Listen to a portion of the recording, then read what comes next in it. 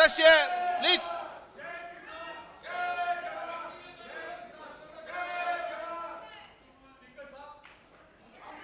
धन्यवाद जी. ऑनरेबल आपको स्पीकर, बोलने का मौका दूंगा बजट के बाद. माननीय वित्त मंत्री जी. Honorable Speaker, I present the budget for the year 2021-2022. As introduction, Honorable Speaker, the preparation of this budget was undertaken in circumstances like never before.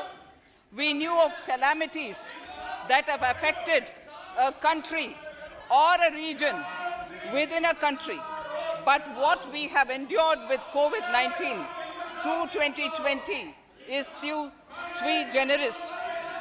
When I presented the budget 2020-2021, we could not have imagined that the global economy, already in throes of a slowdown, would be pushed into an unprecedented contraction. We could not have also imagined then that our people, as those in other countries, would have to endure the loss of near and dear ones and suffer hardships brought about due to a health crisis. The risk of not having a lockdown was far too high. Within 48 hours of declaring a 3-week-long complete lockdown, the Prime Minister announced the Pradhan Mantri Garib Kalyan Yojana, valued at 2.76 lakh crores, that provided free food grain to 800 million people, free cooking gas for 80 million families for months, and cash directly to over 400 million farmers, women, elderly, the poor, and the needy. Even as a large section of citizens stayed home, milk, vegetables, fruit suppliers, health and sanitary workers, truck drivers, railways and public transport workers, bank employees, electricity workers, our annadatas, police, firemen, and the armed forces all had to go about their work as normal, but with the additional anxiety of the virus hanging over them. We recognize this, and I think I speak on behalf of everybody in this august house when I express my heartfelt gratitude to these men and women for how they were able to carry out their work and duty to provide for the nation's basics over those crucial months. Speaker, sir, for public good, honorable members of parliament and members of legislative assemblies too offered their salaries.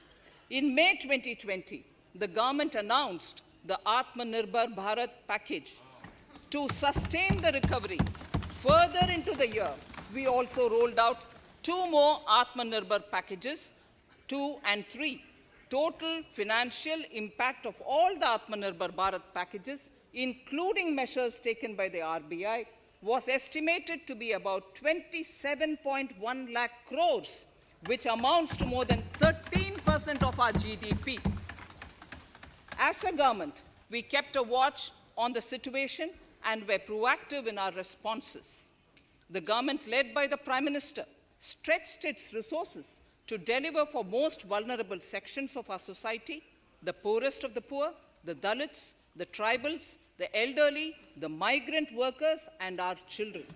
The Pradhan Mantri Garib Kalyan Yojana, the 3 Atmanirbhar packages, and announcements made later were like 5 mini budgets in themselves. The Atmanirbhar packages accelerated our pace of structural reforms, redefinition of MSMEs, commercialization of the mining sector, agriculture and labor reforms, privatization of public sector undertakings, one nation, one ration card, production-linked incentive schemes are some of the notable reforms carried out during this period. Faceless income tax assessment, DBT, and financial inclusion are the others. Today, India has 2 vaccines available and has begun medically safeguarding not only her own citizens against COVID-19, but also those of 100 or more countries. It is added comfort to know that 2 or more vaccines are also expected soon. Honorable Prime Minister launched the vaccination drive by crediting and thanking our scientists. We are ever grateful for the strength and rigor of their efforts. Having said that, we are all reminded time and again that our fight against COVID-19 continues into 2021. Now, just as it happened after the 2 world wars, there are signs that the political, economic, and strategic relations in the post-COVID world are changing. This moment in history is the dawn of a new era, one in which India is well poised to truly be the land of promise and hope. I borrow the words of Rabindranath Tagore.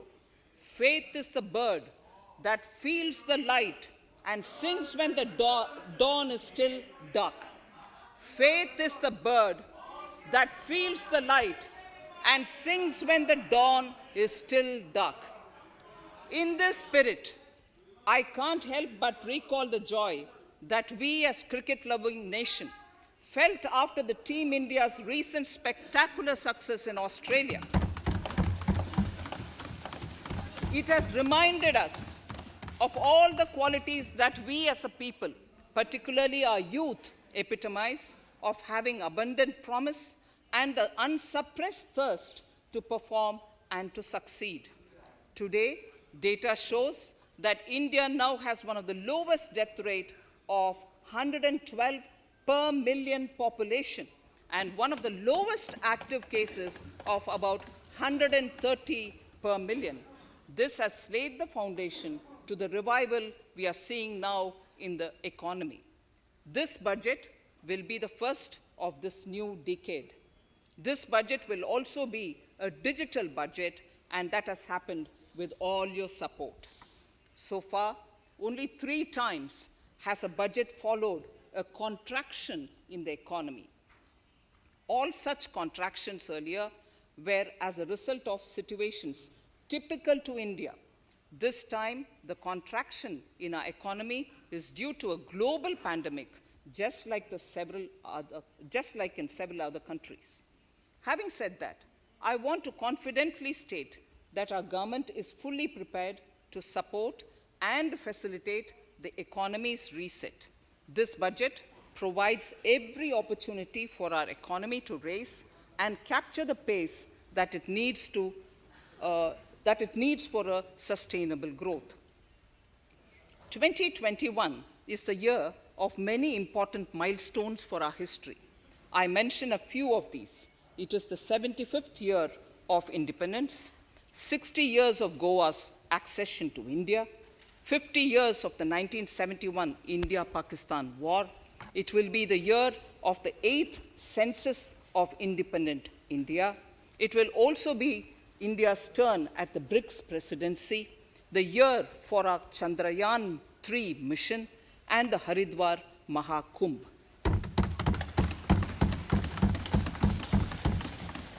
Honorable Speaker, before I commence Part A of the budget, I want to take a moment to acknowledge how isolating and distancing seemed like insurmountable challenges for a country like ours that has people coming together in times of crisis. It hurts us in many ways. It hurt us in many ways. I bow my head in respect to every citizen for the endurance shown in facing what was an undeniably a tough year for all our physical and mental well-being. Part A. In Part A, I wish to lay a vision for Atmanirbhar Bharat. Atmanirbhar Bharat or Atmanirbharta is not a new idea. Ancient India was largely self-reliant and equally a business epicenter of the world. Atmanirbhar Bharat is an expression of the 130 crore Indians who have full confidence in their capabilities and skills. We are already part of international groupings such as the G20 and the BRICS, the Coalition for Disaster Resilient Infrastructure, and the International Solar Alliance, are realities today due to India's efforts. The proposals in Part A will further strengthen the sankalp of nation first, doubling farmers' income, strong infrastructure, healthy India, good governance, opportunities for youth, education for all, women empowerment, and inclusive development, among others.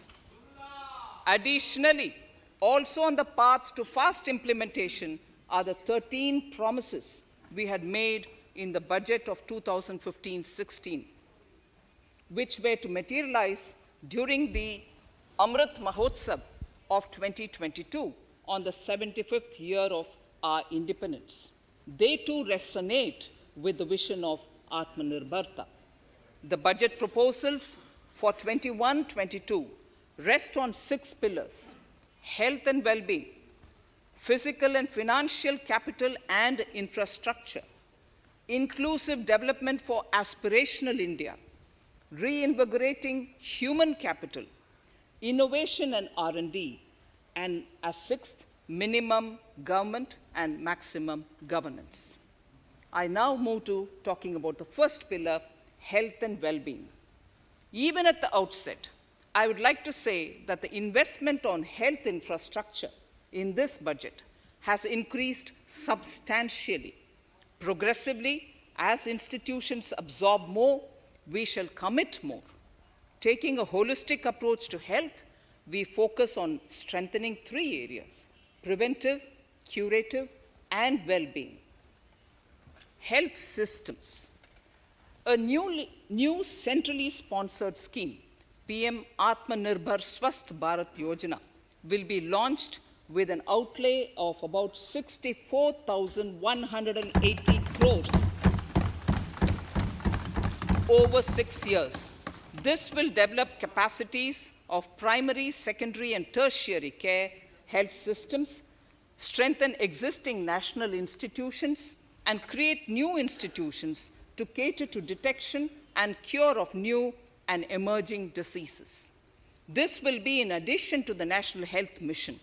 The main interventions under the scheme are support for over 17,000 rural and 11,000 urban health and wellness centers, setting up integrated public health labs in all districts, and 3,382 block public health units in 11 states, establishing critical care hospital blocks in 602 districts and 12 central institutions, strengthening of National Center for Disease Control, its 5 regional branches and 20 metropolitan health surveillance units, expansion of the integrated health information portal to all states and UTs to connect all public health labs, operationalization of 17 new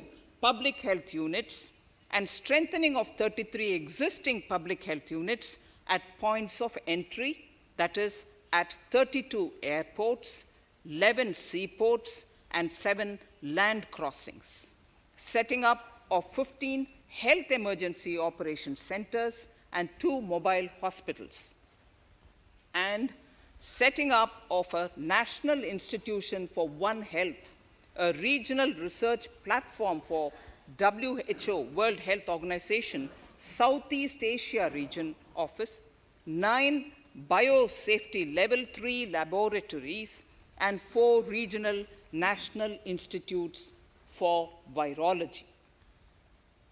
Nutrition. To strengthen nutritional content, delivery, outreach, and outcome, we will merge the supplementary nutrition program and the Poshan Abhiyan and launch the Mission Poshan 2.0. We shall adopt an intensified strategy to improve nutritional outcomes across 112 aspirational districts. Universal coverage of water supply. The World Health Organization has repeatedly stressed the importance of clean water, sanitation, and clean environment as a prerequisite to achieving universal health. The Jal Jeevan Mission Urban will be launched.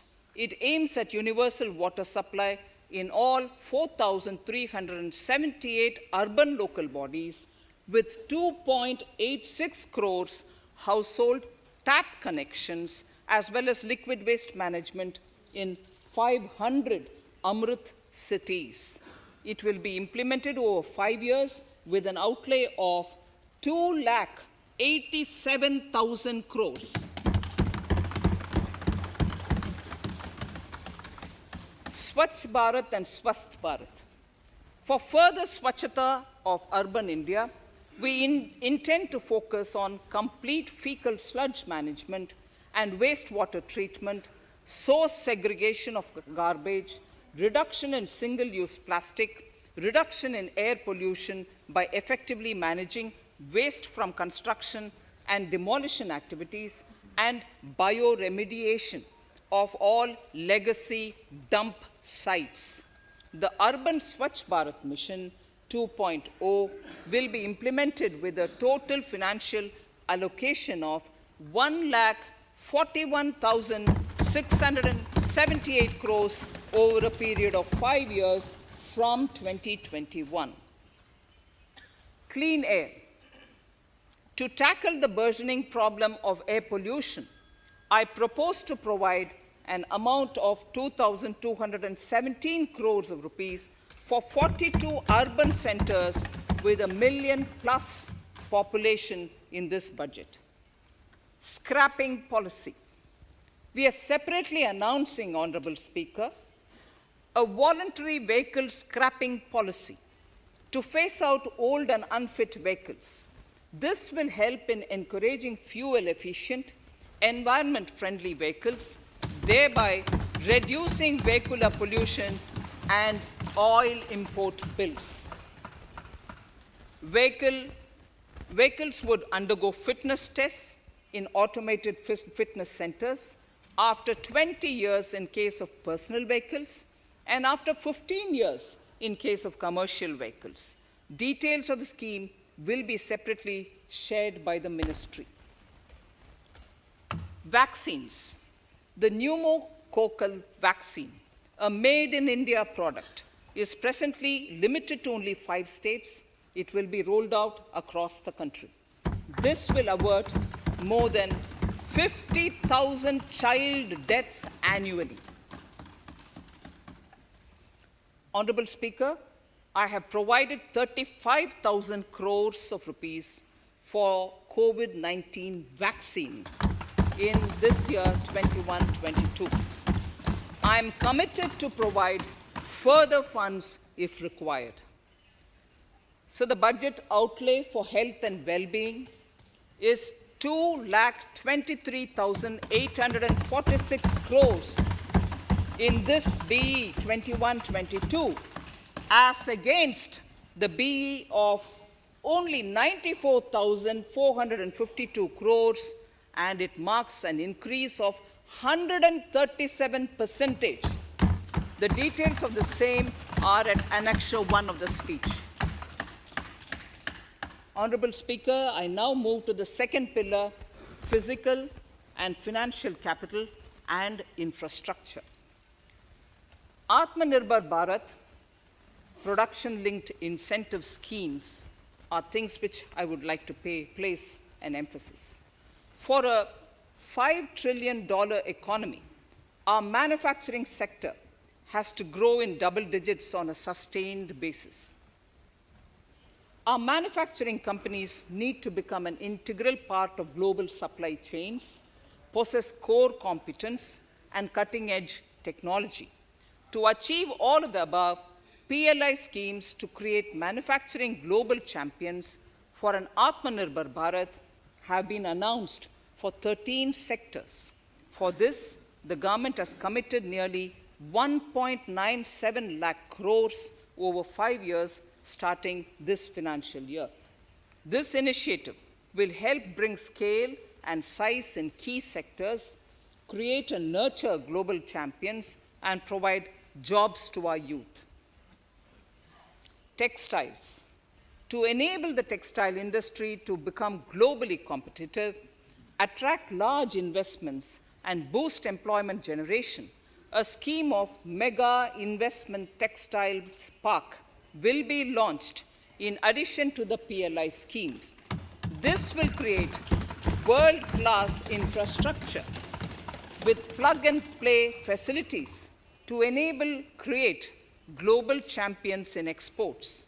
7 textile parks will be established over 3 years. Infrastructure. The National Infrastructure Pipeline, which I announced in December 2019, is the first of its kind. Whole of government exercise ever undertaken by Government of India. The NIP was launched with 6,835 projects.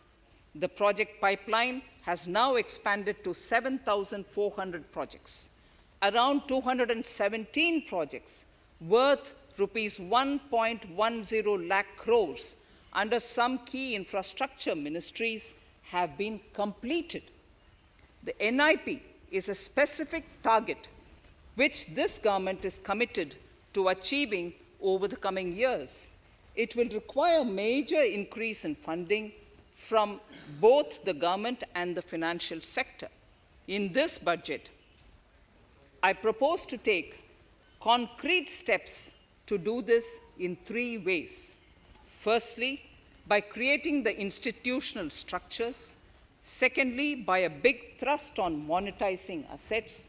And thirdly, by enhancing the share of capital expenditure in central and state budgets. Infrastructure needs long-term debt financing.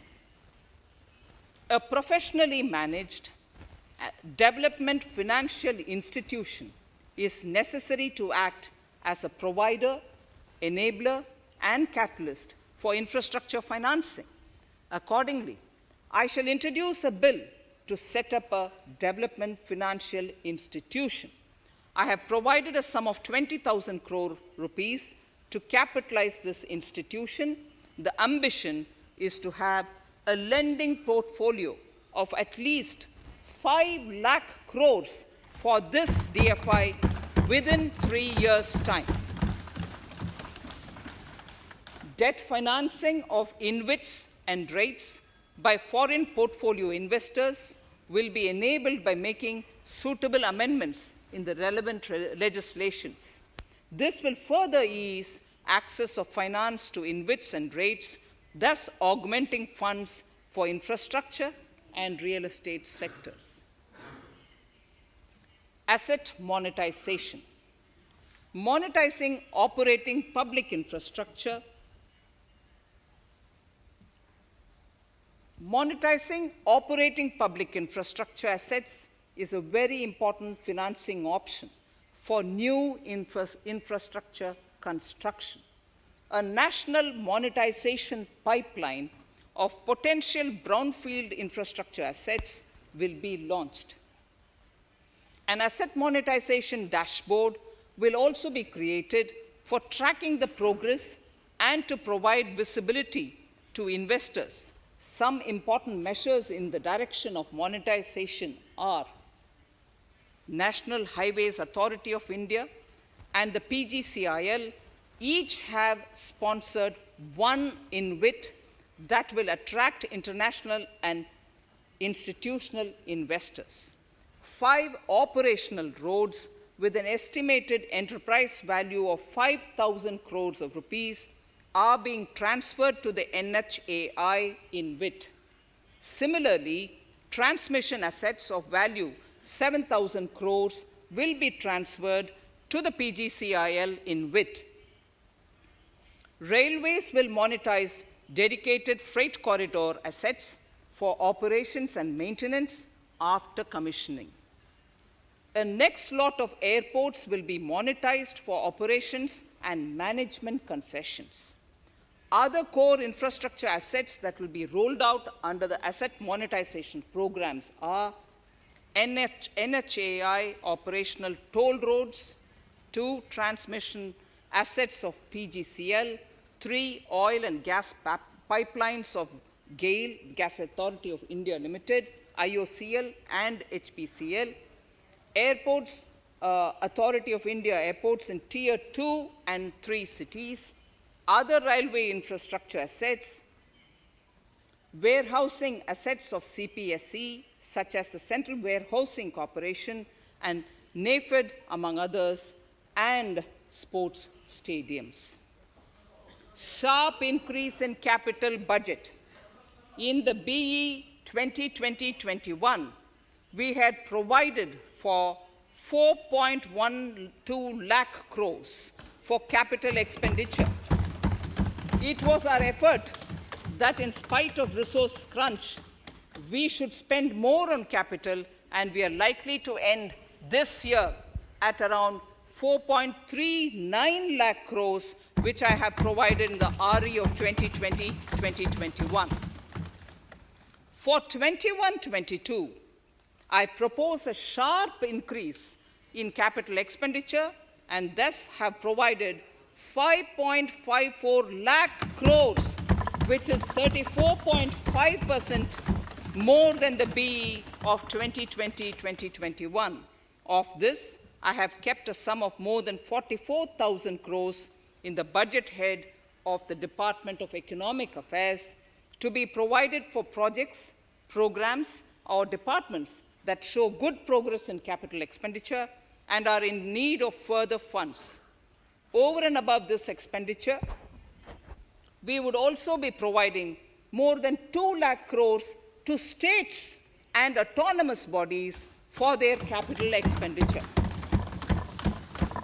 We will also work out specific mechanisms to nudge states to spend more of their budget on creation of infrastructure.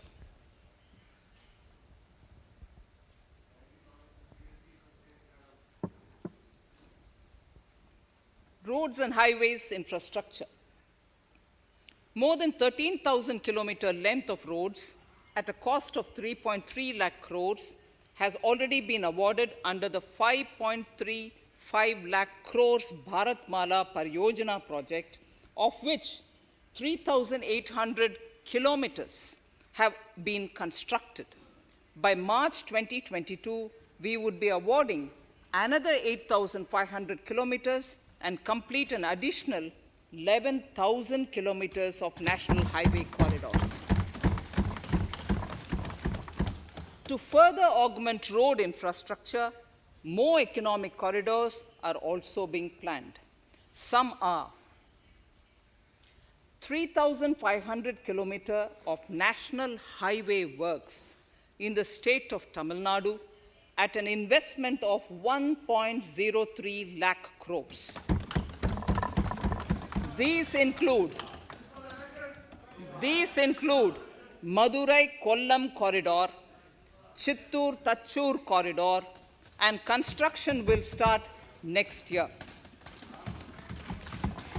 Second, 1,100 kilometers of national highway works in the state of Kerala at an investment of 65,000 crores, including 600 kilometer section of Mumbai-Kanyakumari corridor in Kerala. Third, 675 kilometers of highway works in the state of West Bengal at a cost of 25,000 crores, including upgradation of existing road Kolkata-Siliguri.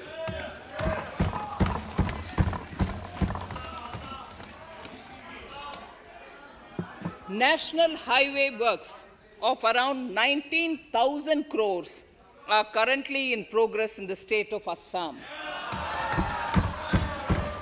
Further works of more than 34,000 crores covering more than 1,300 kilometers of national highways will be undertaken in the state in the coming 3 years.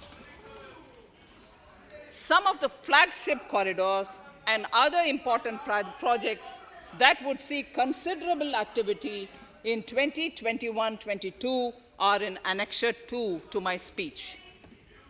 I am also providing an enhanced outlay of 1,18,101 crores, 1,18,101 crores for Ministry of Road Transport and Highways, of which 1,08,230 crores is for capital, the highest ever provided.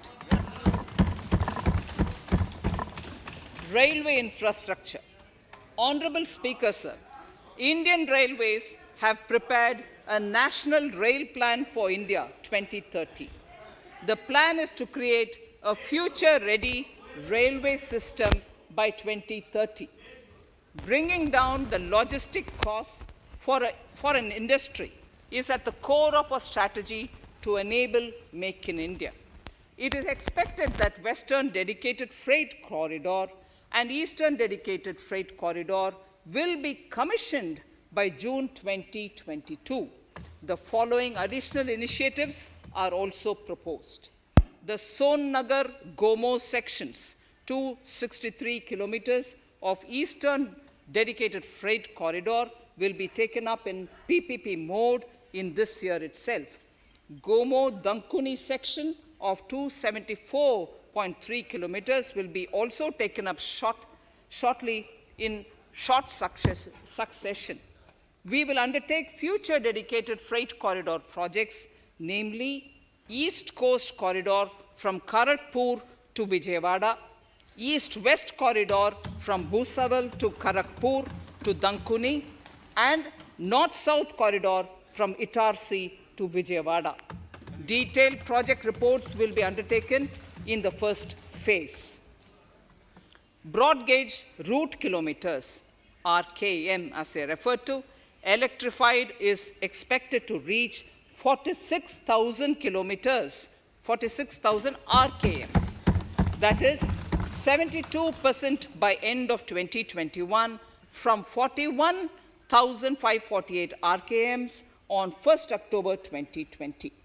100% electrification of broad gauge routes will be completed by December 2023. For passenger convenience and safety, the following measures are being proposed. We will introduce the aesthetically designed Vista Dome LHB coach on tourist routes to give better travel experience to passengers. The safety measures undertaken in the past few years have borne results. To further strengthen this effort, high-density network and highly utilized network routes of Indian Railways will be provided with an indigenously developed automatic train protection system that eliminates train collision due to human error. I am providing a record sum of 1,10,055 crores for railways, of which 1,07,100 crores is for capital expenditure only. Urban infrastructure. We will work towards raising the share of public transport in urban areas through expansion of metro rail networks and augmentation of city bus services. A new scheme will be launched at a cost of 18,000 crores to support augmentation of public bus transport services. The scheme will facilitate deployment of innovative PPP models to enable private sector players to finance, to acquire, to operate, and to maintain over 20,000 buses. The scheme will boost the automobile sector, provide fillip to economic growth, create employment opportunities for our youth, and enhance ease of mobility for urban residents. A total of 702 kilometers of conventional metro is operational, and another 1,016 kilometers of metro and RRTS is under construction in 27 cities.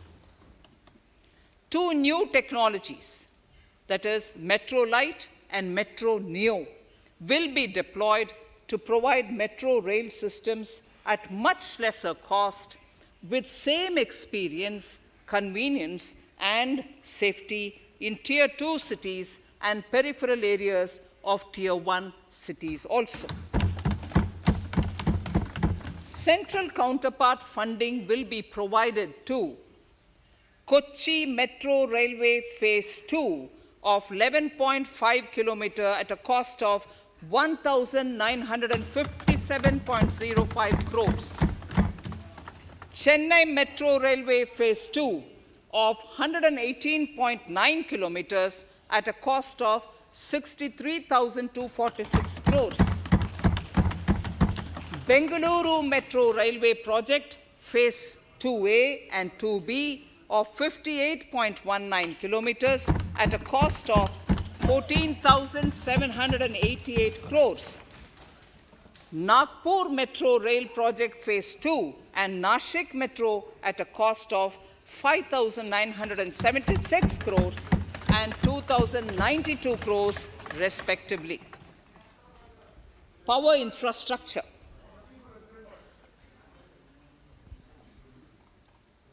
The past 6 years have seen a number of reforms and achievements in power sector.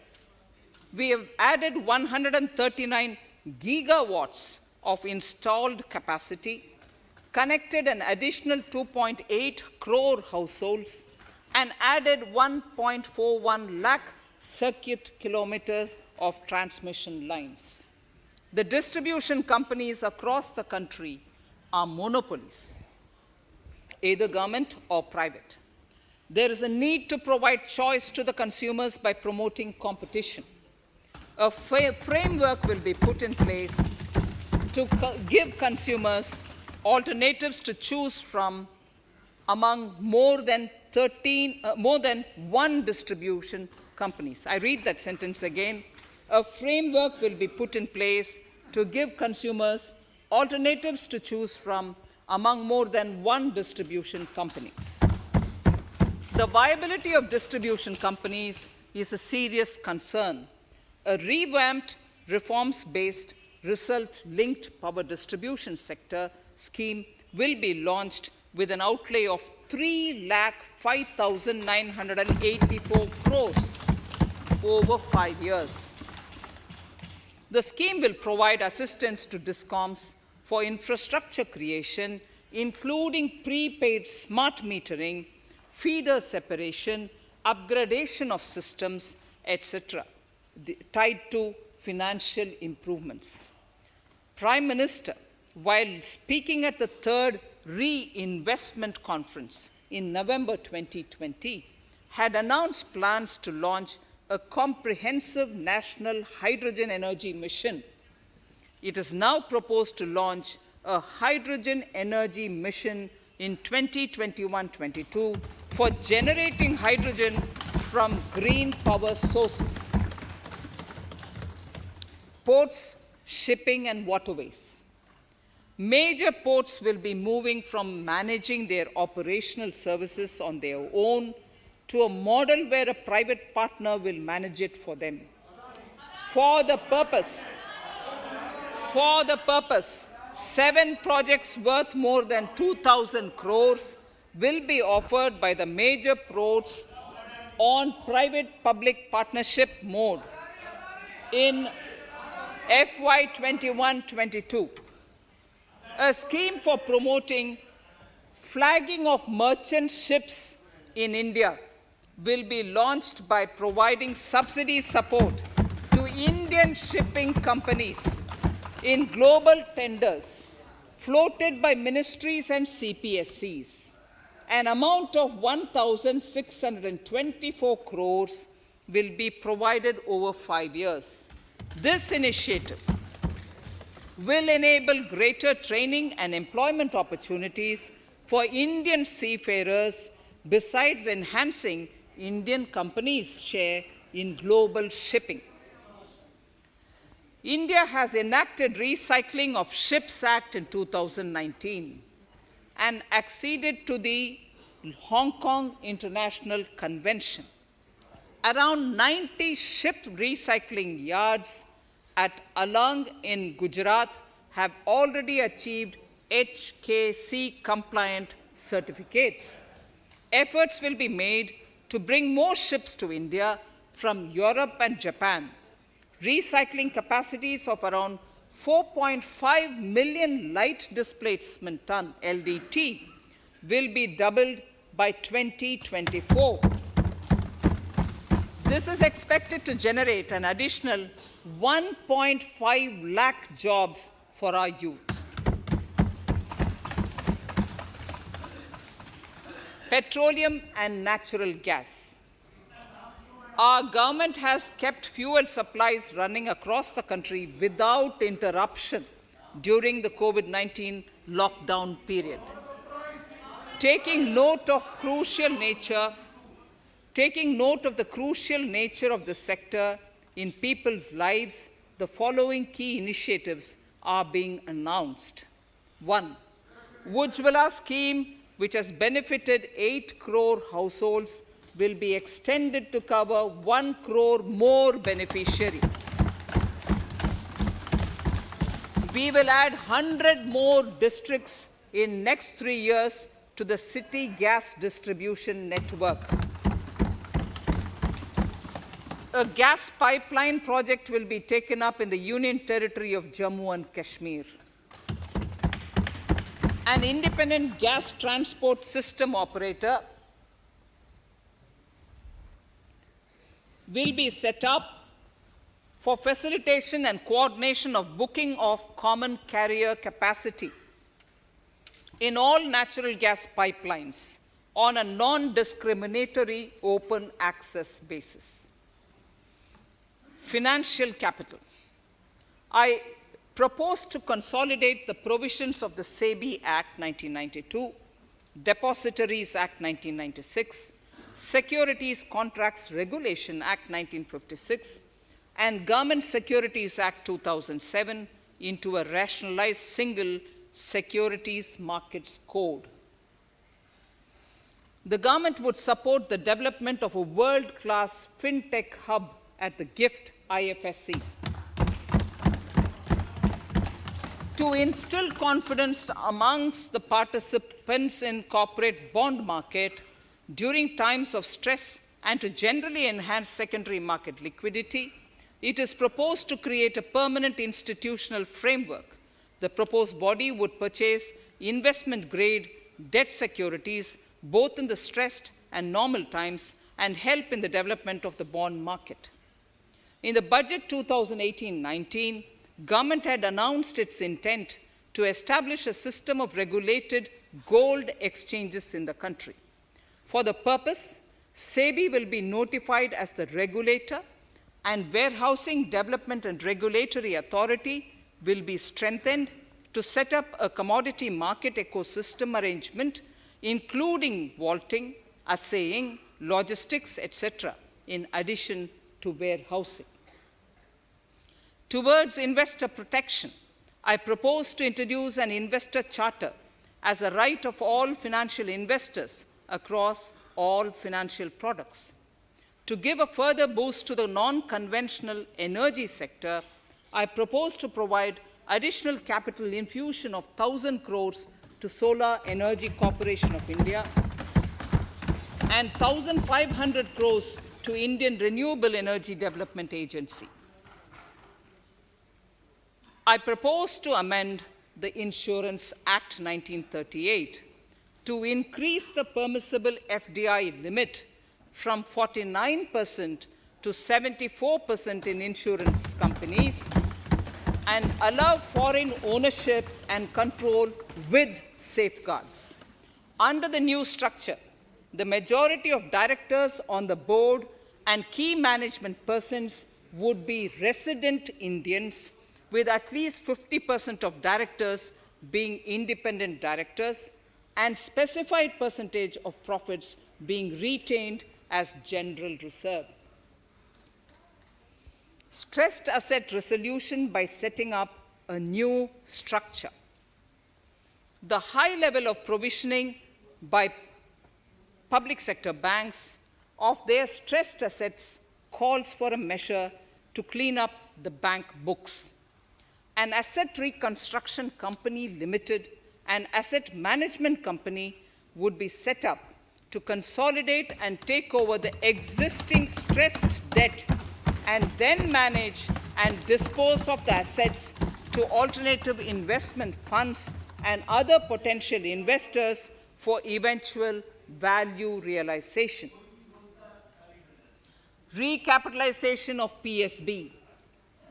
To further consolidate the financial capital capacity of PSBs, further recapitalization of 20,000 crores is proposed in 21-22.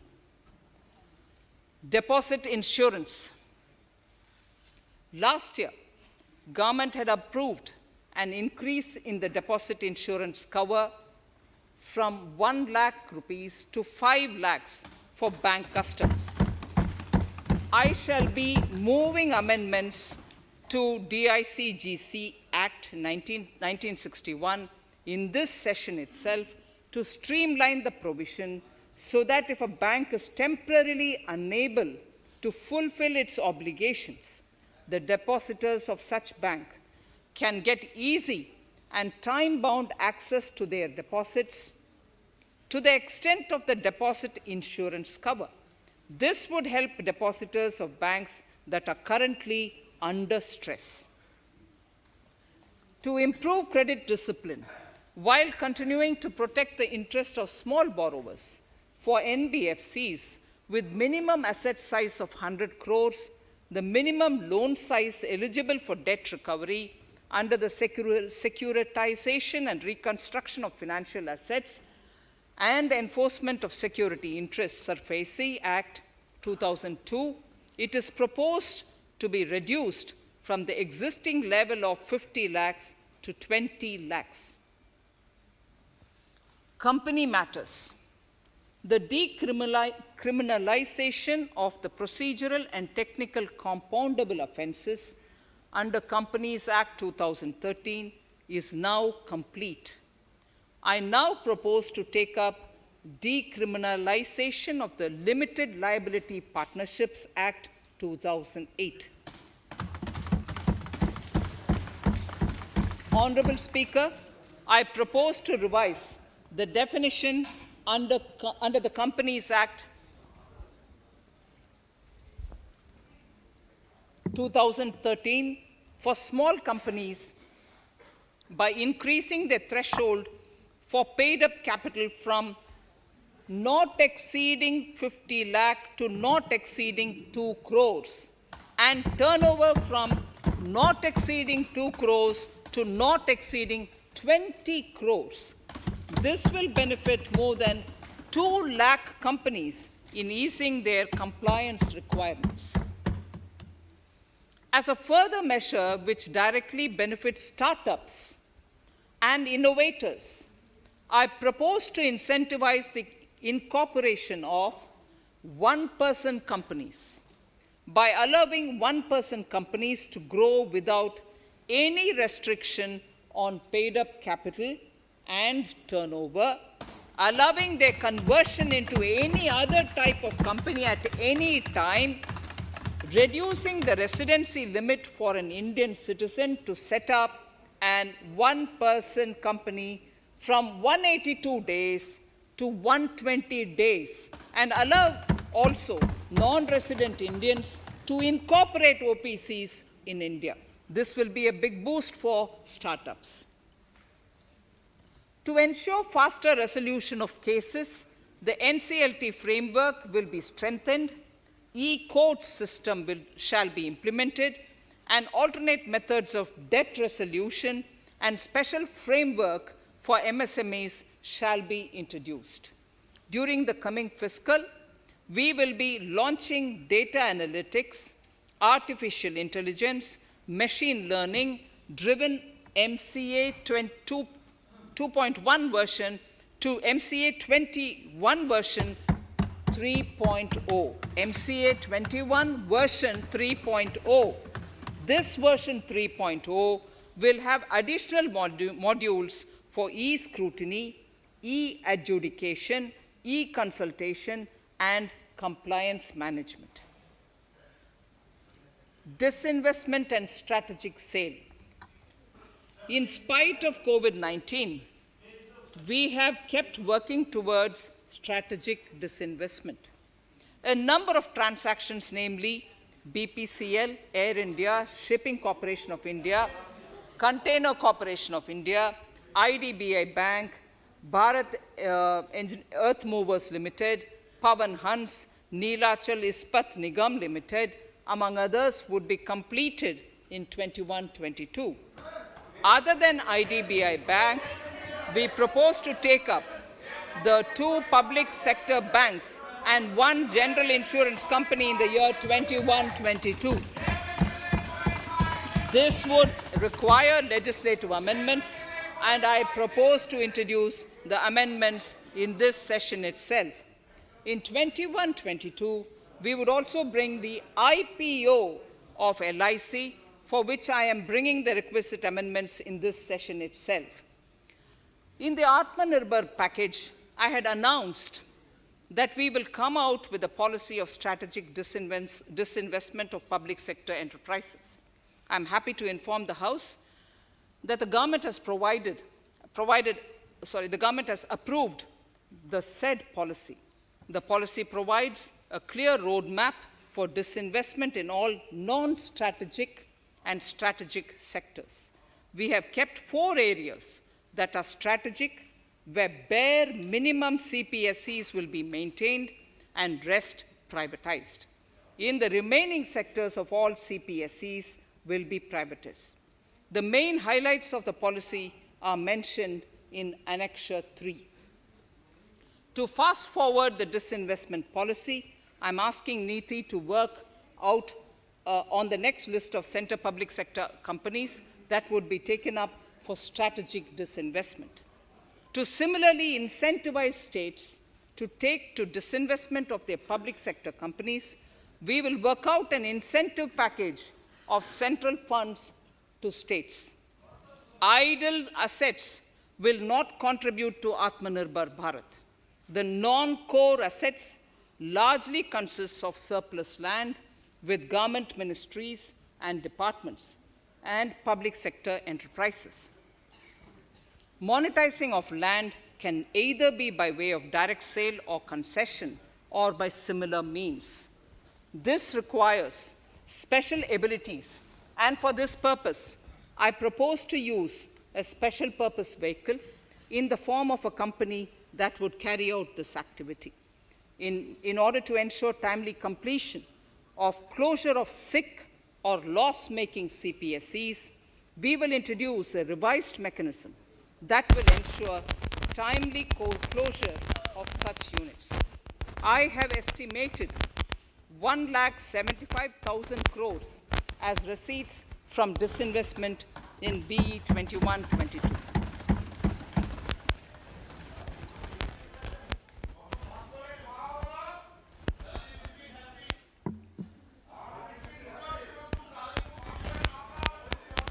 Government financial reforms.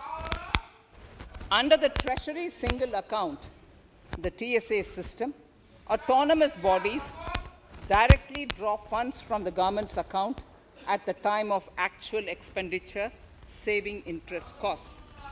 We will extend the TSA system for universal application from 21-22. On the recommendation of the 15th Finance Commission, we have undertaken a detailed exercise to rationalize and bring down the number of centrally sponsored schemes. This will enable consolidation of outlays for better impact.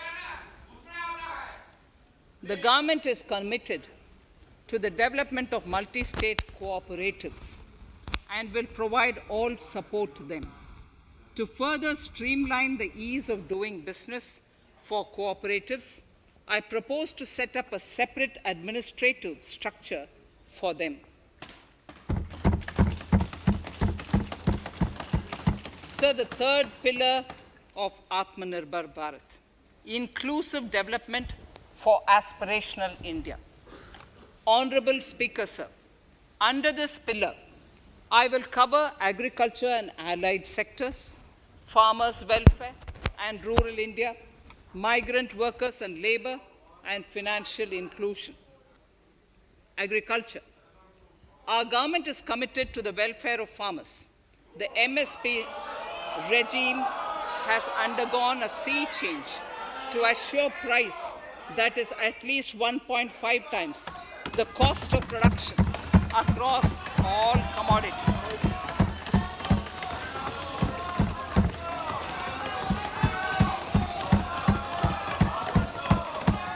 The procurement has also continued to increase at a steady pace.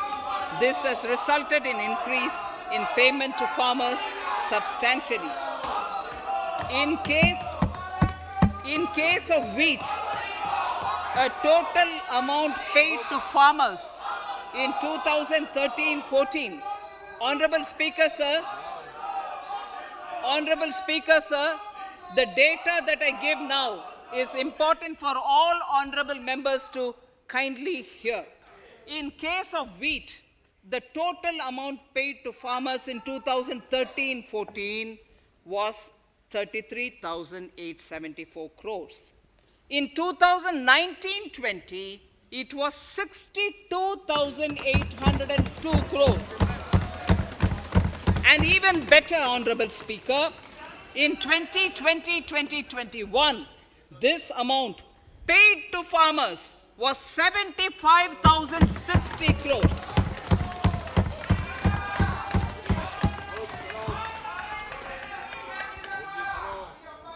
Honorable Speaker, again an important fact, the number of wheat growing farmers that were benefited increased in 2020-21 to 43.36 lakhs compared to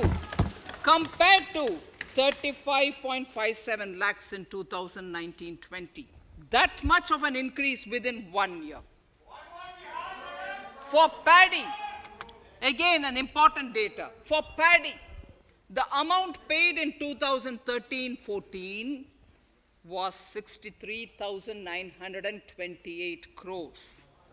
In 2019-20, this increased to 1,41,930 crores.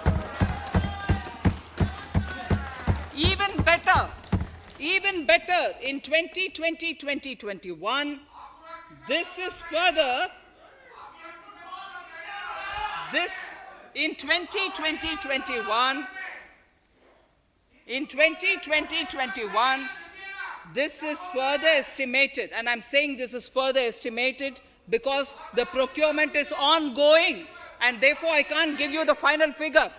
This is further estimated to increase to 1,72,752 crores. The number of farmers benefited increased from 1.24 crores in 2019-20 to 1.54 crores in 2020-21. In the same way, Honorable Speaker, sir, in the case of pulses, the amount paid in 2013-14 was 236 crores. This was increased to 8,285 crores. Now in 2021, it is at 10,530 crores. More than 40 times increase from 2013-14.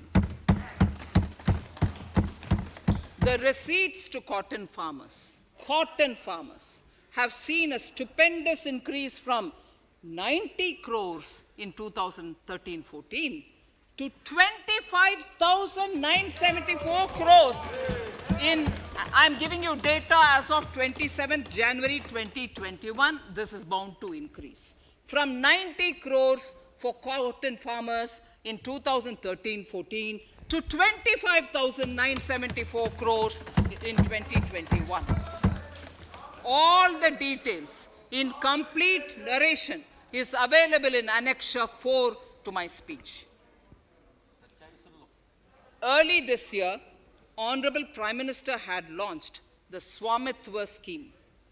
Under this, a record of rights is being given to property owners in villages. Up till now, about 1.80 lakh property owners in 1,241 villages have been provided cards. I propose during 21-22 to extend this to cover all states and union territories. To provide adequate credit to our farmers, I have enhanced the agricultural credit target to 16.5 lakh crores in this year. We will focus on ensuring increased credit flow to animal husbandry, Pashupalan, dairy, and to Matsyakar, to the fisheries. We are enhancing the allocation to the Rural Infrastructure Development Fund from 30,000 crores to 40,000 crores. The Micro Irrigation Fund, with a corpus of 5,000 crores, has been created under NABARD. I propose to double it by augmenting it by another 5,000 crores.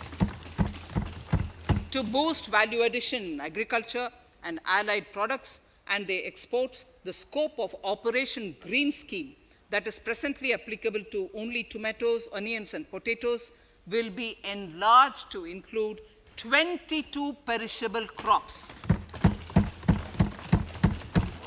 Around 1.68 lakh crore farmers, around 1.68 crore farmers are registered, and 1.14 lakh crores of rupees trade value has been carried out through e-NAMs, the National Agricultural Market.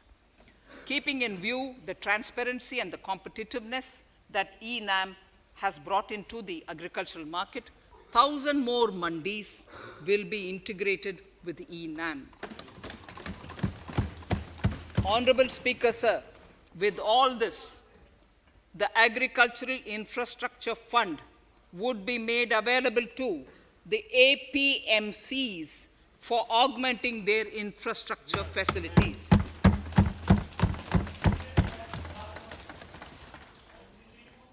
Fisheries.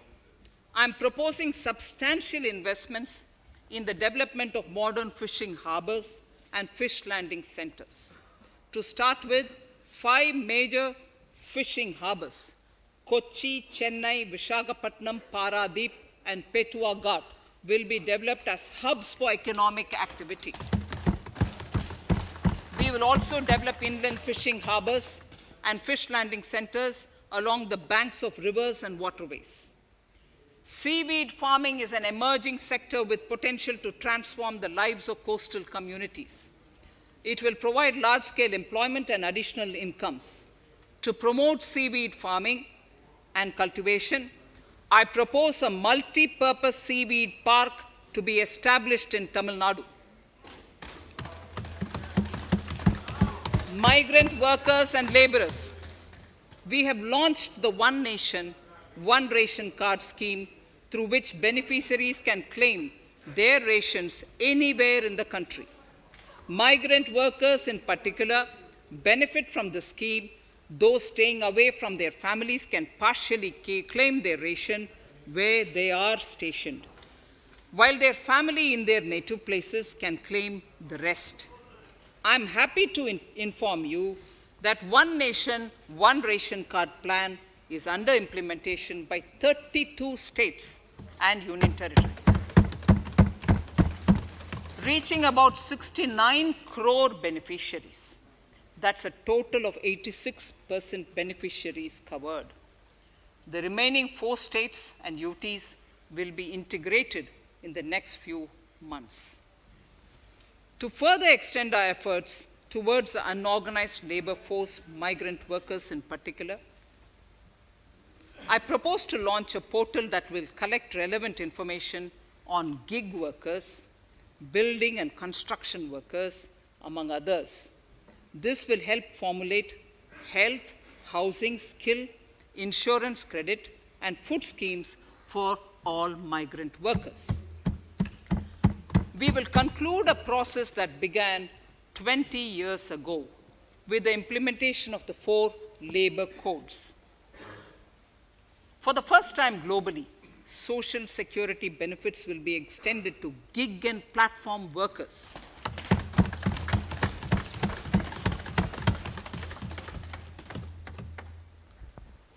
Minimum wages will apply to all categories of workers, and they will all be covered by the Employees State Insurance Corporation. Women will be allowed to work in all categories and also in the night shifts with adequate protection. At the same time, compliance burden on employers will be reduced with a single registration and licensing and online returns. Financial inclusion. To further facilitate credit flow under the scheme of Stand Up India for the scheduled castes and scheduled tribes and also women, I propose to reduce the margin money requirement from 25% to 15% only, and to also include loans for activities in allied sectors, in allied activities in agriculture. We have taken a number of steps to support the MSME sector. In this budget, I have provided 15,700 crores to this sector, more than double of the last year's BE. Honorable Speaker, sir, I now go to the 4th pillar, reinvigorating human capital.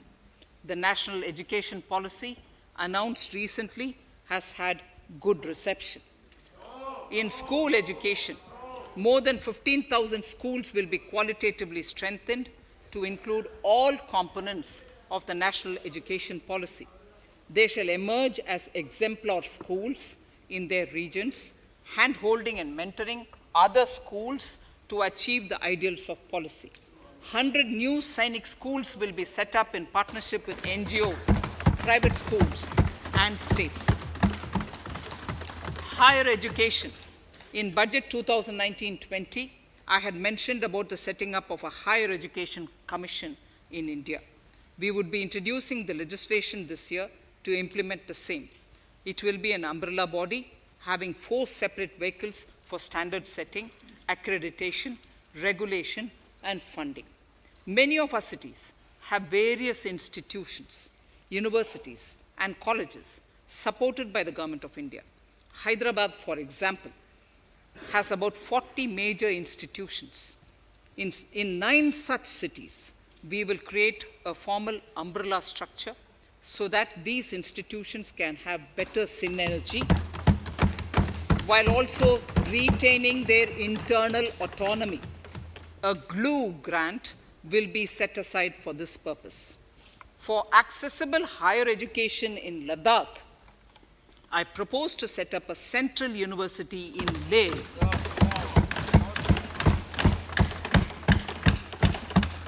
The other important projects to be taken up as a part of the NEP are listed in Annexure 5. Scheduled caste and scheduled tribes welfare. We have set ourselves a target of establishing 750 Eklavya model residential schools in our tribal areas. I propose to increase the unit cost of each such school from 20 crores, which is what it is now, to 38 crores, and for hilly and difficult areas to 48 crores. This would help creating robust infrastructure facilities for our tribal students. We have revamped the post-metric scholarship scheme for the welfare of scheduled caste students. I have also enhanced the central assistance in this regard. We are allotting 35,219 crores for 6 years till 25-26 to benefit 4 crores scheduled caste students. Skilling. In 2016, we had launched the National Apprenticeship Promotion Scheme. The government proposes to amend the Apprenticeship Act with a view to further enhancing apprenticeship opportunities for our youth. We will realign the existing scheme of National Apprenticeship Training Scheme for providing post-education apprenticeship, training of graduates and diploma holders in engineering. Over 3,000 crores will be provided for this purpose. An initiative is underway, Honorable Speaker, in partnership with the United Arab Emirates to benchmark skill qualifications, assessment, and certification, accompanied by the deployment of certified workforce. We also have a collaborative inter-training program between India and Japan to facilitate transfer of Japanese industrial and vocational skills, techniques, and knowledge. We will take forward this initiative with many more countries also.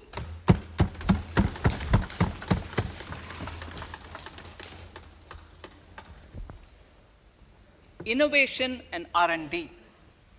In my budget speech of 2019, I had announced the National Research Foundation. We have now worked out the modalities, and the NRF outlay will be of 50,000 crores over 5 years. It will ensure that the overall research ecosystem in the country is strengthened with focus on identified national priority thrust areas. There has been a manifold increase in digital payments in the recent past. To give a further boost to digital transactions, I earmarked 1,500 crores for a proposed scheme that will provide financial incentive to promote digital mode of payment. We will undertake a new initiative, National Language Translation Mission. This will enable the wealth of governance and policy-related knowledge on the internet being made available in major Indian languages. The new Space India Limited, a PSU, under the Department of Space, will execute the PSLV CS-51 launch, carrying the Amazonia satellite from Brazil, along with a few smaller Indian satellites. As part of the Gaganyaan mission activities, 4 Indian astronauts are being trained on generic spaceflight aspects in Russia. The first unmanned launch is slated for December 2021. Our oceans are a storehouse of living and non-living resources. To better understand this realm, we will launch a deep ocean mission with a budget outlay of more than 4,000 crores over 5 years. This mission will cover deep ocean survey exploration and projects for the conservation of deep sea biodiversity. I come to the 6th pillar, Honorable Speaker, minimum government, maximum governance. Honorable Speaker, sir, this is the last of the 6 pillars. This will outline plans for reforms in one of our core principles of minimum government, maximum governance. We have taken a number of steps to bring reforms in tribunals in the last few years for speedy delivery of justice. Continuing with the reforms process, I now propose to take further measures to rationalize the functioning of tribunals. We have introduced the National Commission for Allied Healthcare Professionals Bill in Parliament. National Commission for Allied Healthcare Professionals Bill in the Parliament, with a view to ensure transparent and efficient regulation of 56 allied healthcare professionals.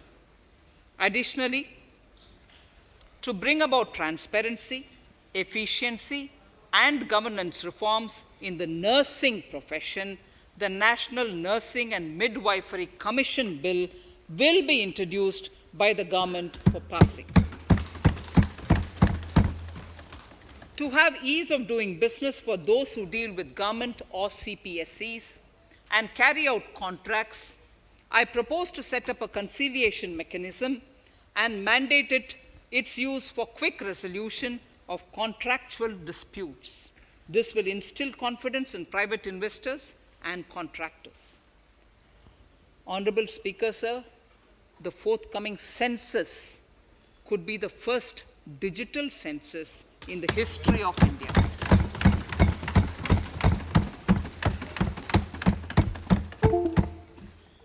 For this monumental milestone marking task, I have allocated 3,768 crores in this year, 21-22.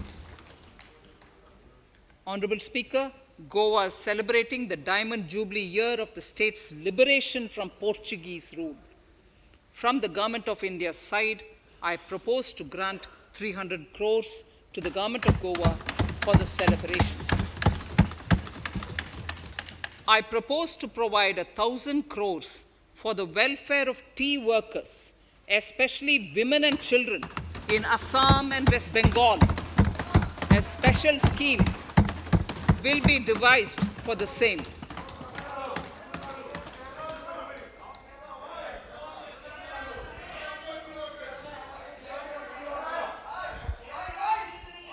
Fiscal position. Fiscal position. In these last few paragraphs of Part A of my speech, I draw the attention of this august House to the fact that at the beginning of the current financial year, the pandemic's impact on the economy resulted in a weak revenue inflow. This was combined with high expenditure to provide essential relief to vulnerable sections of the society, especially the poor, the women, scheduled castes, and scheduled tribes. Unlike many other countries, we opted for a series of medium-sized packages during the pandemic so that we could calibrate and target our response according to the evolving situation. Once the health situation stabilized and the lockdown was being slowly lifted, we switched to ramping up government spending so as to revive domestic demand. As a result, against an original BE expenditure of 30.42 lakh crores for 2020-21, our RE estimates are 34.50 lakhs, 30.42 now within the year going up to 34.5 lakh crores. We have maintained quality of expenditure. The capital expenditure estimated in the RE is 4.39 lakh crores as against 4.12 lakh crores in the BE stage. So the beginning of the year, we had marked only 4.12 lakh, whereas it is 4.39 lakh crores as we end the year. Fiscal deficit in RE 2020-2021 is pegged at 9.5% of the GDP. Fiscal deficit in RE 2020 to 2021 is pegged at 9.5% of GDP. We have funded this through government borrowings, multilateral borrowings, small saving funds, and short-term borrowings. We would need another 80,000 crores, for which we would be approaching the market in these 2 months. We would be needing another 80,000 crores, for which we would be approaching the markets in these 2 months. To ensure that the economy is given the required push, our BE estimates for expenditure in 21-22 are 34.83 lakh crores. This includes 5.54 lakh crores as capital expenditure, an increase of 34.5% over the BE figure of 2020-2021. The fiscal deficit in BE 21-22 is estimated to be 6.8% of the GDP. The gross borrowing from the market for the next year would be around 12 lakh crores. We plan to continue with our path of fiscal consolidation and intend to reach the fiscal deficit level below 4.5% of the GDP by 2025-2026, with a fairly steady decline over the period.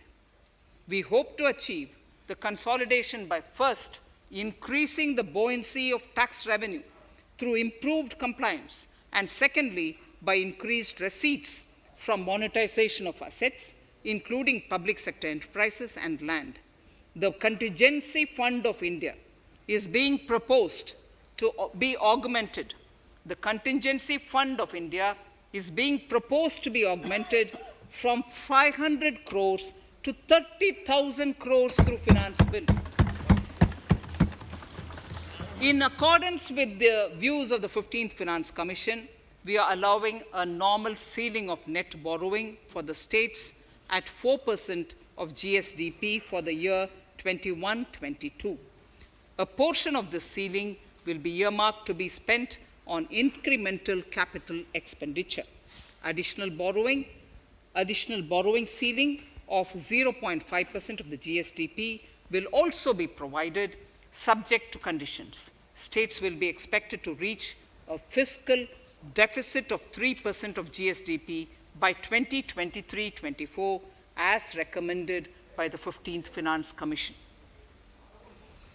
In the July 2019-20 budget, I introduced the Statement 27 on extra budgetary resources.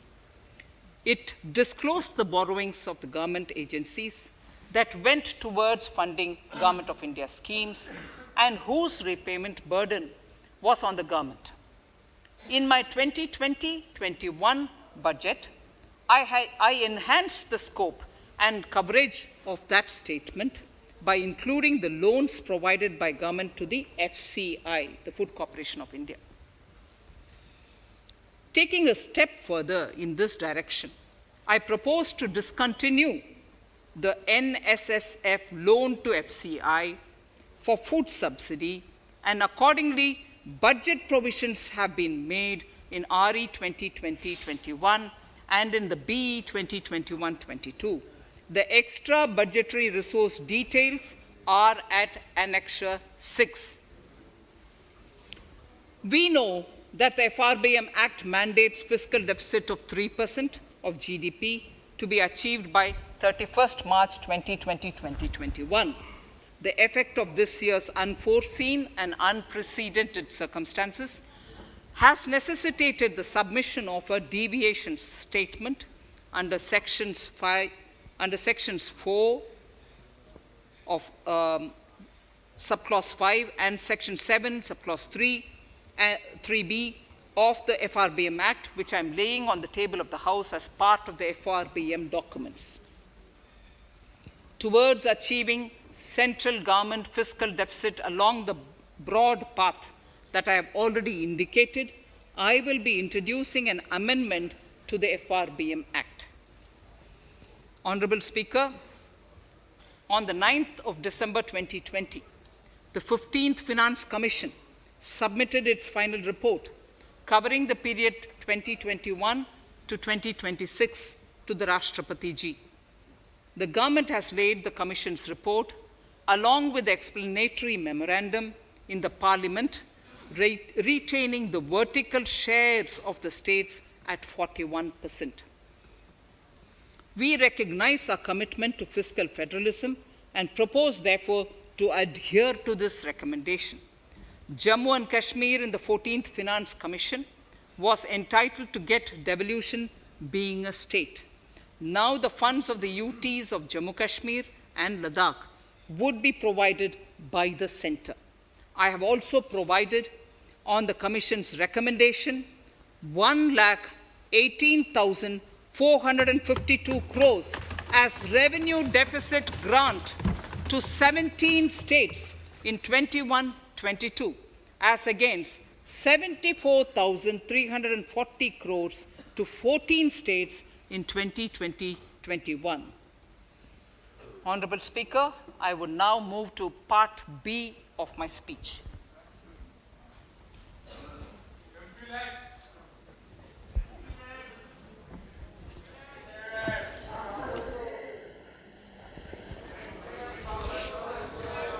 Honorable Speaker, the world is facing a serious challenge of the pandemic and its aftershock.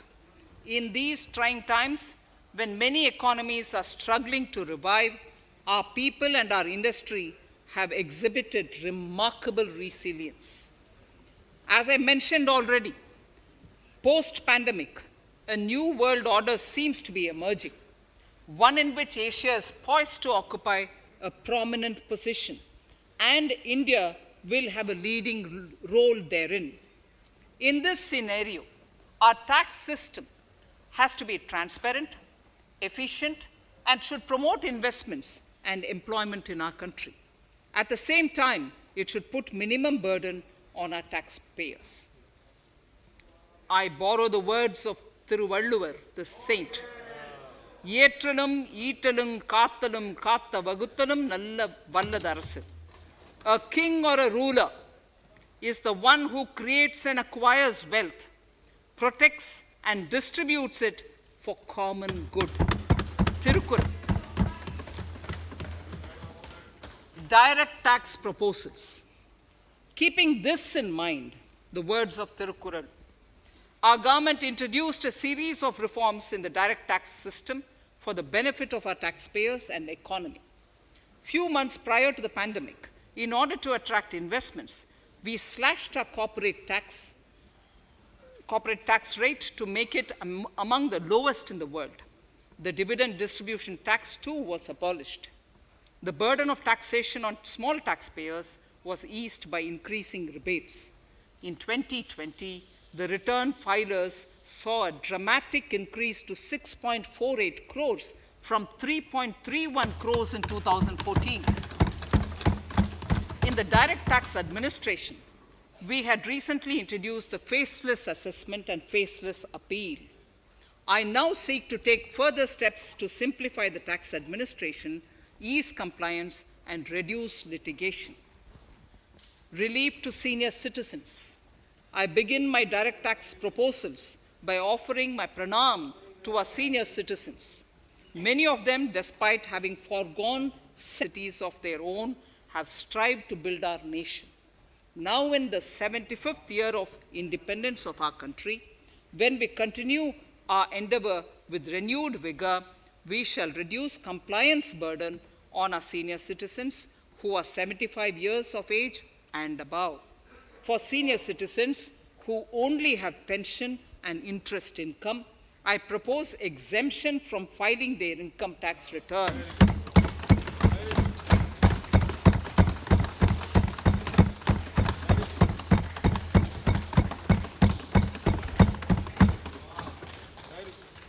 The paying bank will deduct the necessary tax on their income. Reduction in time for income tax proceedings. This is a very key announcement, if you ask me. Honorable Speaker, presently an assessment can be reopened up to 6 years and in serious tax fraud cases for up to 10 years. As a result, taxpayers have to remain under uncertainty for a very long time. I therefore propose to reduce this time limit for reopening of assessments to 3 years from the present 6 years.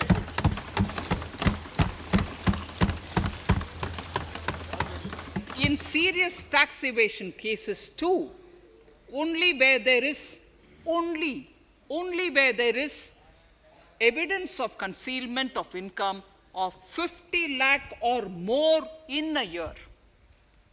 In serious tax evasion cases too, only where there is evidence of concealment of income of 50 lakh or more in a year can the assessment be reopened up to 10 years. Even this reopening can be done only after the approval of the Principal Chief Commissioner, the highest level of Income Tax Department. Setting up the Dispute Resolution Committee. Honorable Speaker, it has been the resolve of this government to reduce litigation which mars the present taxation system. The government came out with the Direct Taxation Vivad Se Vishwas scheme to give taxpayers an opportunity to settle long-pending disputes and be relieved to further strain on their time and resources. The response from taxpayers has been the best ever, as over 110,000 taxpayers have already opted to settle tax disputes of over 85,000 crores under the scheme. To further reduce litigation for small taxpayers, I propose to constitute a dispute resolution committee for them, which will be faceless to ensure efficiency, transparency, and accountability. Anyone with a taxable income up to 50 lakh and disputed income up to 10 lakh shall be eligible to approach the committee. Faceless IT-AT. For ease of compliance and to reduce discretion, we are committed to make the taxation processes faceless. The government has already introduced faceless assessment and appeal this year. The next level of income tax appeal is the Income Tax Appellate Tribunal. I now propose to make this tribunal faceless. We shall establish a national faceless Income Tax Appellate Tribunal Center. All communication between the tribunal and the appellant shall be electronic. Where personal hearing is needed, it shall be done through video conferencing.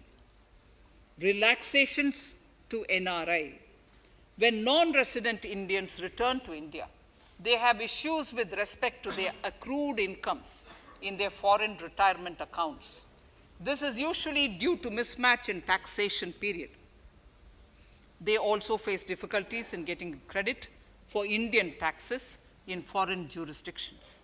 I propose to notify rules for removing their hardship of double taxation. Exemption from audit. Currently, if your turnover exceeds 1 crore, you have to get your accounts audited. In February 2020 budget, I had increased the limit for tax audit to 5 crores for those who carry out 95% of their transactions digitally. To further incentivize digital transactions and to reduce compliance burden, I propose to increase this limit for tax audit for such persons from 5 crores to 10 crores. Relief for dividend. In the previous budget, I had abolished the dividend distribution tax in order to incentivize investment. Dividend was made taxable in the hands of shareholders. Now, in order to provide ease of compliance, I propose to make dividend payment to rate and InvIT exempt from TDS. Further, as the amount of dividend income cannot be estimated correctly by the shareholders for paying advance tax, I propose to provide that advance tax liability on dividend income shall arise only after the declaration or payment of dividend. Also, for the foreign portfolio investors, I propose to enable deduction of tax on dividend income at lower treaty rate. Attracting foreign investment into infrastructure sector. In the last budget, for attracting foreign investment in the infrastructure sector, we had granted 100% tax exemption, subject to certain conditions, to foreign sovereign wealth funds and pension funds on their income from investment in Indian infrastructure. We have noticed that few of such funds are facing difficulties in meeting some of the conditions. In order to ensure that a large number of funds invest in India, I propose to relax some of these conditions relating to prohibition on private funding, restriction on commercial activities, and direct investment in infrastructure. In order to allow funding of infrastructure by issue of zero-coupon bonds, I propose to make notified infrastructure debt funds eligible to raise funds by issuing tax-efficient zero-coupon bonds. Affordable housing.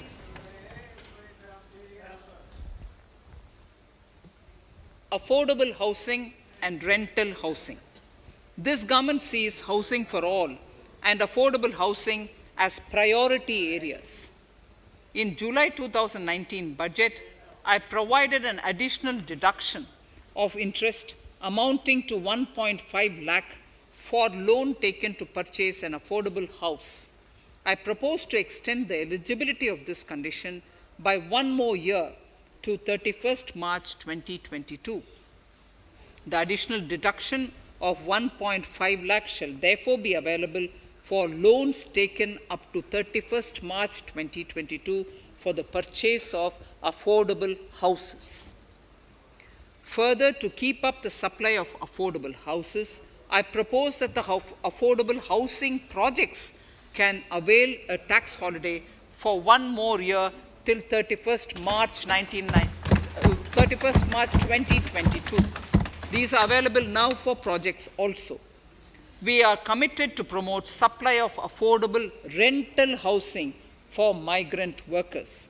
For this, I propose to allow tax exemption for notified affordable rental housing projects.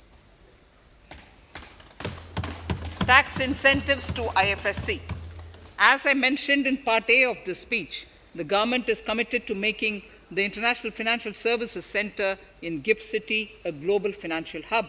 In addition to the tax incentives already provided, I propose to include, among others, tax holiday for capital gains for aircraft leasing companies, tax exemption for aircraft lease rentals paid to foreign lessors, tax incentive for relocating foreign funds in the IFSC, and to allow tax exemption to the investment division of foreign banks located in the IFSC. Pre-filling of returns.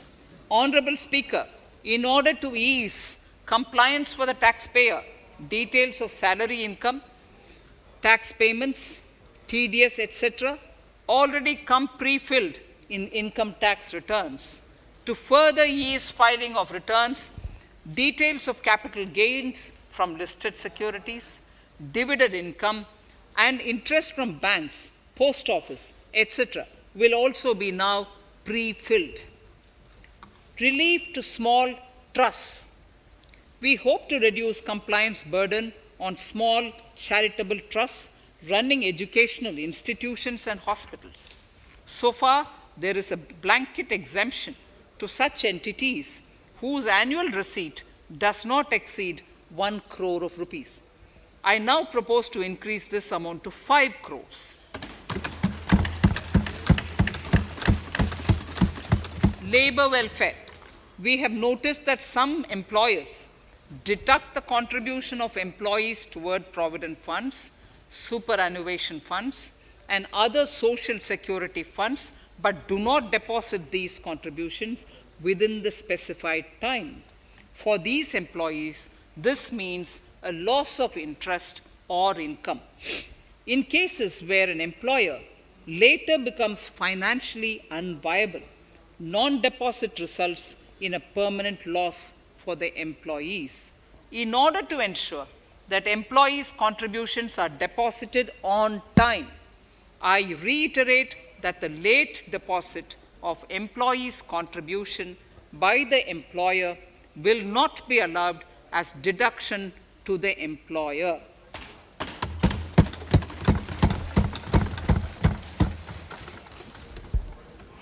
Incentives for startups. In order to incentivize startups in the country, I propose to extend the eligibility for claiming tax holiday for startups by 1 more year, till 31st March 2022. Further, in order to incentivize funding for the startups, I propose to extend the capital gains exemption for investment in startups by 1 more year till 31st March 2022. Sir, I now come to indirect tax proposals, GST. Before I come to my indirect tax proposals, I would like to appraise the House on GST. The GST is now 4 years old, and we have taken several measures to further simplify it. Some of the measures include nil return through SMS, quarterly return and monthly payment for small taxpayers, electronic invoice system, validated input tax statements, pre-filled editable GST return, and staggering of returns filing. The capacity of GST and system has also been enhanced. We have also deployed deep analytics and artificial intelligence to identify tax evaders and fake billers and launched special drives against them. The results speak for themselves. We have made record collections in the last few months. The GST Council has painstakingly thrashed out thorny issues.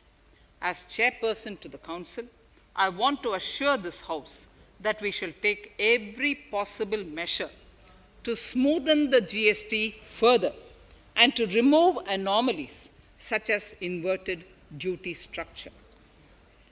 Custom duty rationalization. Our custom duty policy should have the twin objective of promoting domestic manufacturing and helping India get on to global value chain and export better. The thrust now has to be on easy access to raw materials and exports of value-added products.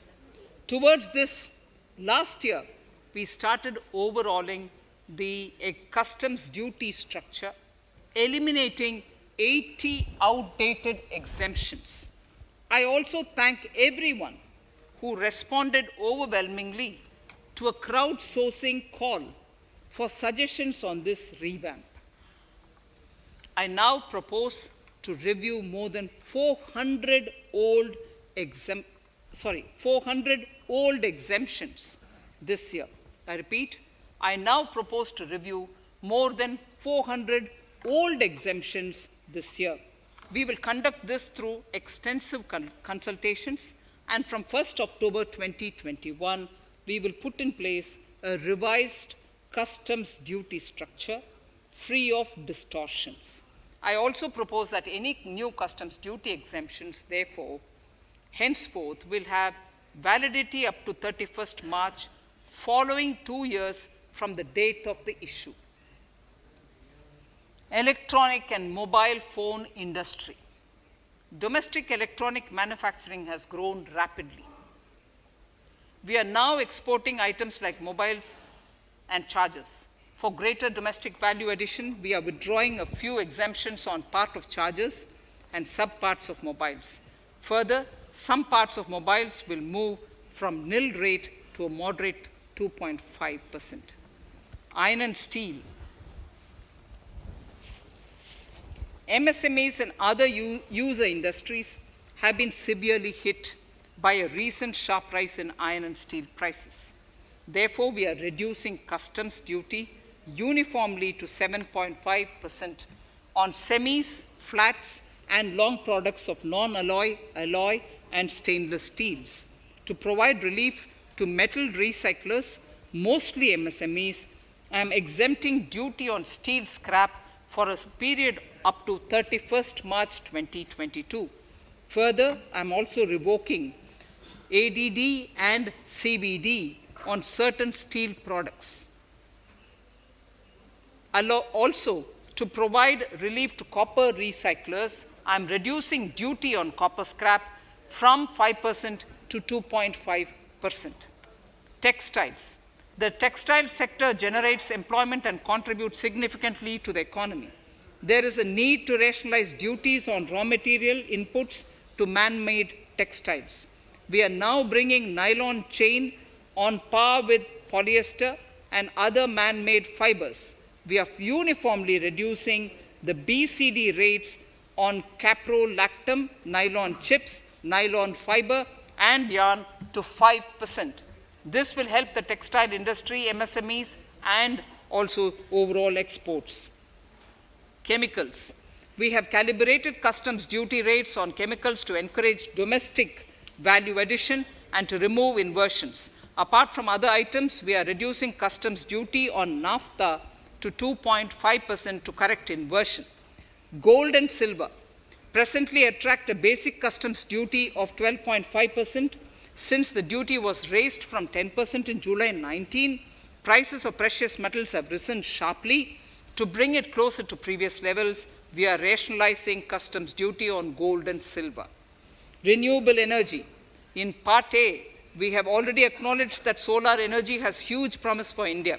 To build up domestic capacity, we will notify a phased manufacturing plan for solar cells and solar panels. At present, to encourage domestic production, we are raising duty on solar inverters from 5% to 20% and on solar lanterns from 5% to 15%. Capital equipment and auto parts. There is immense potential in manufacturing heavy capital equipment domestically. We will comprehensively review the rate structure in due course. However, we are revising duty rates on certain items immediately. We propose to withdraw exemptions on tunnel boring machine. It will attract a customs duty of 7.5% and its parts a duty of 2.5%.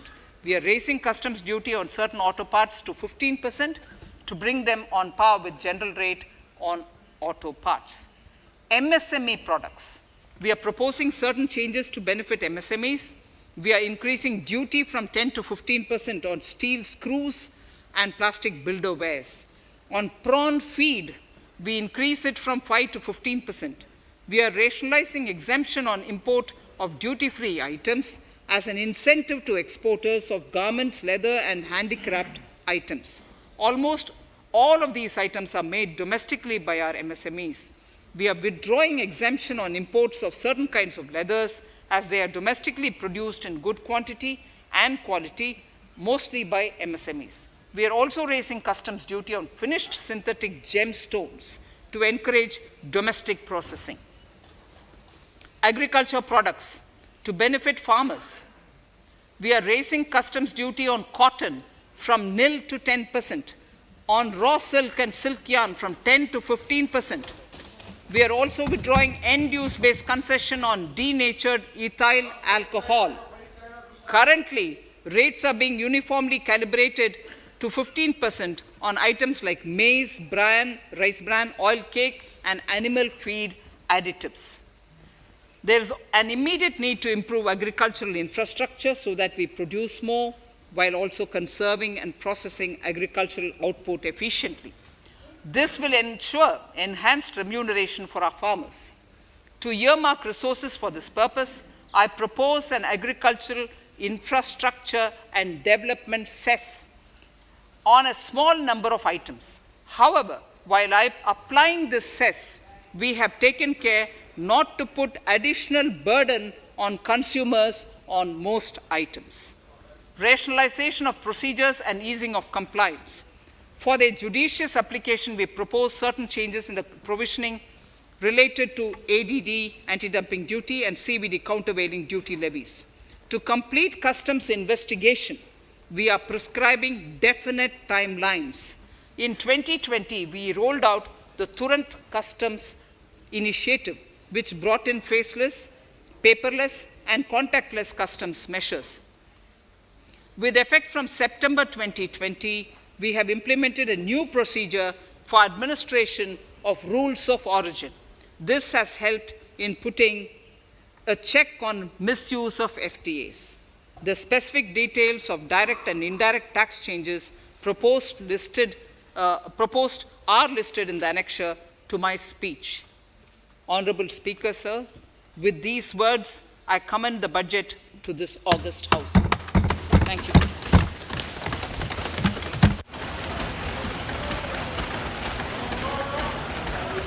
Item number 1, माननीय मंत्री जी, item number 1. Sorry, I don't have it with me. Sir, I wish to place on table the 15th Finance Commission report.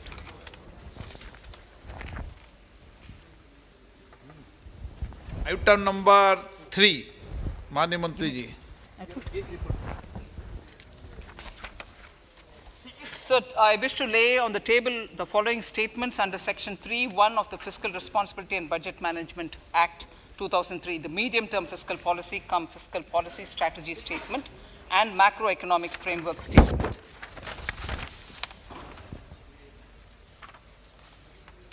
Item number 4. So I wish to seek your permission to move for leave to introduce the Finance Bill 2021. प्रश्न ये कि विधेयक को पुनर्स्थापित करने की अनुमति प्रदान की जाए। जो सदस्य इसके पक्ष में हाँ कहें, जो सदस्य इसके विरोध में ना कहें। मेरे विचार में निर्णय हाँ वालों के पक्ष में हुआ, हाँ वालों के पक्ष हुआ। माननीय मंत्री जी विधेयक को So I wish to पुनर्स्थापित करें। introduce the bill. Shri Prahlad Joshi ji. With your permission, I rise to present the 18th report of Business Advisory Committee. माननीय सदस्यगण, माननीय वित्त मंत्री जी के बजट भाषण की प्रतियां प्रकाशक फलक पर उपलब्ध है। सदस्य अपनी प्रति प्रकाशन फलक से प्राप्त कर सकते हैं। माननीय सदस्यगण, जैसा कि आपको समाचार 2 के माध्यम से पहले सूचित किया जा चुका है कि बजट की प्रतियां आपको मेंबर्स पोर्टल के माध्यम से उपलब्ध कराई जा रही है। सभा की कार्रवाई मंगलवार दिनांक 2 फरवरी 2021 को दोपहर 4 बजे तक के लिए स्थगित की जाती है।